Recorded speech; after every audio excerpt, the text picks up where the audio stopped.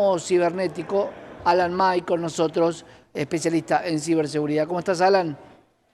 Hola Santiago, ¿cómo estás? Bueno, hablamos del consumo cibernético y hablamos del hot sale, por supuesto, una de las emblemas de este tipo de consumo. Contame qué pasó en este hot sale y cuáles son las medidas de seguridad que tengo que tener en cuenta para este tipo de eventos.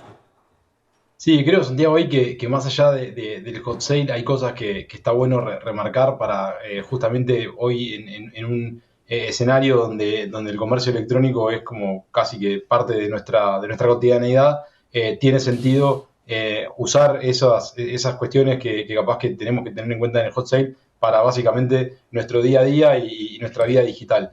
Por ahora todavía no hay quizá estadísticas concretas de cantidad de ciberataques y demás, pero sí hemos tenido muchísima actividad asociada a las estafas que íbamos que habíamos previsto y que de alguna manera bueno, siguen incrementándose año a año, mes a mes, y por lo tanto hay ciertos tipos de consejos que se mantienen más vigentes que nunca. En concreto, entender que todas estas cuestiones que nos exijan una acción inmediata, que nos exijan inmediatez en ir a, por ejemplo, corregir los datos de una tarjeta de crédito que supuestamente utilizamos para pagar algo que en realidad no compramos y que fue rechazado.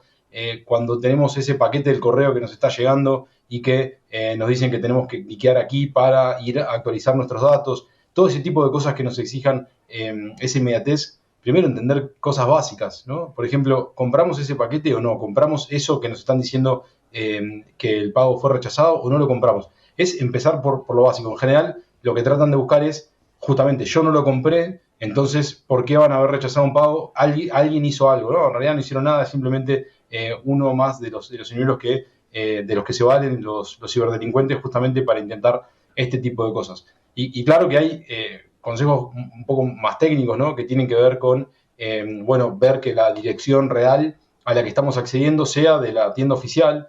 En general son consejos bueno, que al mismo tiempo tienen cada vez más complejidad porque hay letras muy similares a las de nuestro alfabeto, en otro alfabeto que a veces se utilizan para hacer justamente sitios que parezcan legítimos y Claro. ahí básicamente hay una responsabilidad también de las empresas, ¿no? De también tomar cartas en el asunto para poder hacer algo al respecto.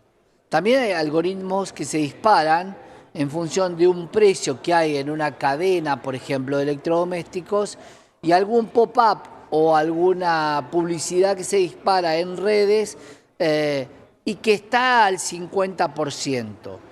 ¿Cómo se resiste esa tentación? Porque también plantea que hay hot sale, pero que bueno, que quedan pocas unidades. Lo dibujan para que vos entiendas que la baja de precio está encuadrada en alguna situación. ¿Hay que darle importancia a esos pop-up o hay que tratar de desestimarlos?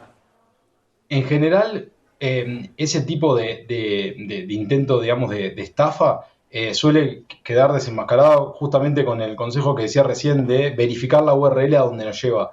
Pero es cierto que a veces eso no es tan fácil porque justamente para ejecutar la campaña la propia empresa se vale de alguna web aparte específica para esa campaña. Entonces ahí tenemos que volver de vuelta al sentido común como primera medida y entender esto no será demasiado bueno para ser cierto, ¿no? Esa famosa frase aplica perfectamente a estos escenarios. Si queremos ir con algo un poco más técnico, en general hay cosas también muy básicas que funcionan como la validación de esto, ¿no? La validación justamente con la tienda oficial, la validación de intentar conseguir esa misma oferta por algún otro camino. O sea, si la empresa está haciendo una oferta muy agresiva, efectivamente la va a tener en la página principal. Por lo tanto, nosotros podemos ir sin vincular a ese cliqueo de esa oferta, de ese pop-up que mencionabas, tratar de ir a la web a ver si encontramos esa misma oferta, pero intentándola buscar nosotros mismos, ¿no? Por nuestros propios medios.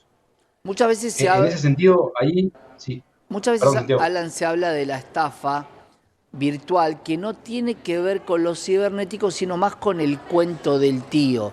Algo así como vos mandame la plata, yo te mando el producto y el producto no llega nunca. Se denuncia de la misma manera que como un ciberataque, se denuncia en el mismo lugar esta estafa de pagué y no me entregaron. Sí, en principio sí, y es ahí donde nos van a ir indicando por qué otros, en función de si estamos en capital o en el interior, hay oficinas especializadas para esto, pero en general la respuesta esa la debe dar, digamos, la fuerza pública de seguridad a la que estemos acudiendo, que son quienes van a saber redireccionarnos con la oficina específica que pueda atender nuestra actitud.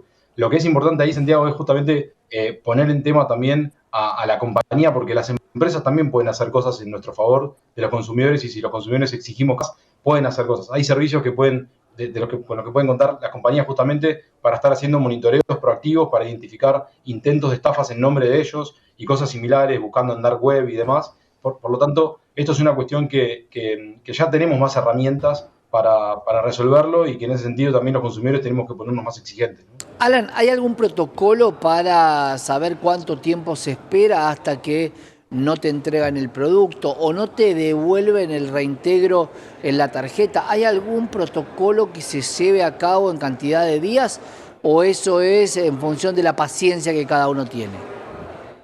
Bueno, a ver, me encantaría decir que tenemos una oficina en Argentina que regule este tipo de cosas con un nivel, digamos, de precisión que nos permita tener mucha tranquilidad a todos. Lo cierto es que en las experiencias que escuchamos, eso no ocurre, y hay casos donde hay que escalarlo demasiado, justamente porque la empresa, por ejemplo, no se hace responsable de eso, porque dice que no tiene ningún tipo de competencia sobre el asunto, ni poder, ni estuvo al tanto, ni cometió ninguna infracción. Y ahí son los casos que son más complejos. Por suerte sí tenemos ya jurisprudencia en Argentina, donde justamente con estas acciones que yo mencionaba recién, le exige cierta responsabilidad, y nos puede llegar a ser beneficioso. Lo más recomendable es siempre no llegar a una instancia de ese estilo, con lo cual es importante, Santiago, todas estas cuestiones que estamos nombrando. Y hay una más, si me Sí, permitís, por que tiene supuesto. que ver con los resultados de búsqueda en Google, que tiene que ver con esto del pop-up que vos decías, pero muchas veces uno va a Google, ¿no?, a un buscador de los más conocidos, y los primeros resultados son pagos.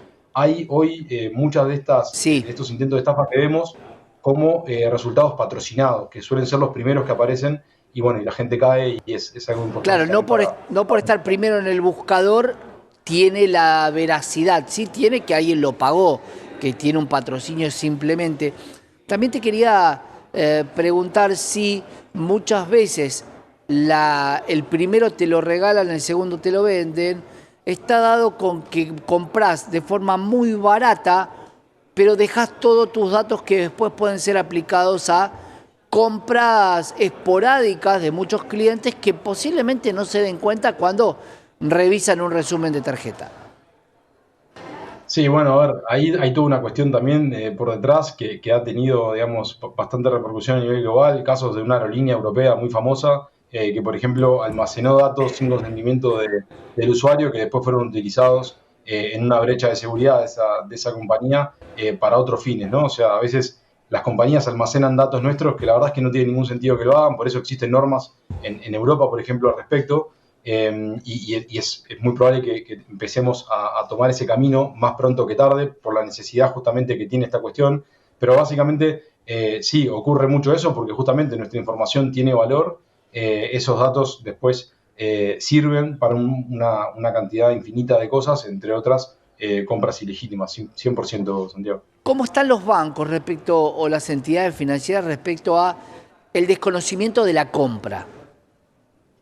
Bueno, ahí creo que se ha avanzado bastante, y que justamente esta cuestión, al tener un impacto tan grande, tan significativo en términos, digamos, del volumen de dinero del que estamos hablando, por la cantidad de casos como estos, yo creo que se ha invertido en las instituciones a nivel local, han invertido en medios, digamos, para poder justamente prevenir este tipo de cosas, y hoy se hacen muchas más validaciones que antes. Lo que no quiere decir que esos sistemas no sean infalibles. De hecho, los propios datos, digamos, físicos de la tarjeta, más allá, digamos, de lo que uno ve, sino lo que está almacenado dentro de la banda magnética que ya no se usa, o a través de ¿Mm? el NFC para la aproximación y demás, son datos que son muy, muy, muy, muy fáciles de obtener, de robar. Por lo tanto, la tarjeta de crédito como tal, hoy, si se pudiera tener en una billetera electrónica dentro de nuestro dispositivo, que exija un control biométrico para acceder a ese dato, como puede ser en el caso de Apple Wallet o de Google Pay, es muchísimo más seguro que andar con la tarjeta física, que más allá de que nos la puedan robar y demás, alguien sin tenerla físicamente podría también obtener los datos, ya sea por una clonación cuando la ponemos en un cajero, porque Claro. alguien tenga un sensor, un receptor cuando alguien está haciendo un pago, y ese tipo de cosas que parecen de ciencia ficción ocurren muy frecuentemente. y ahí las instituciones están respondiendo mejor, pero de vuelta, siempre lo mejor es no estar en esa situación, ¿no? Te voy a hacer una pregunta que no sé si tiene respuesta o si es una respuesta ambigua. Frente a la posibilidad de compra en una página web, ¿el celular y la computadora tienen las mismas medidas de seguridad?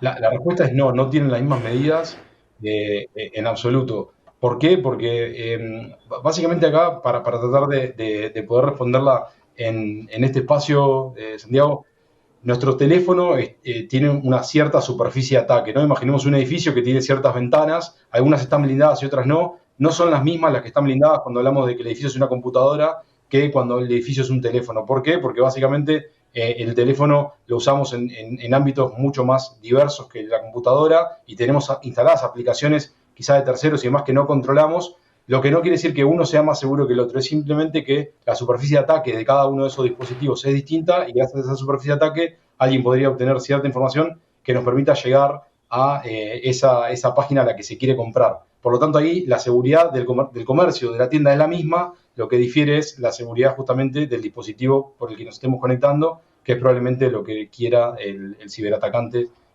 para su beneficio propio. O sea que podríamos decir que es preferible o recomendable hacerlo desde un lugar más sólido, que es una computadora donde se descargan por lo general archivos de páginas seguras, o es indistinto. A ver, es complicada la respuesta sin demasiado contexto y explicada en un tiempo corto porque hay muchísimas variables que afectan la respuesta.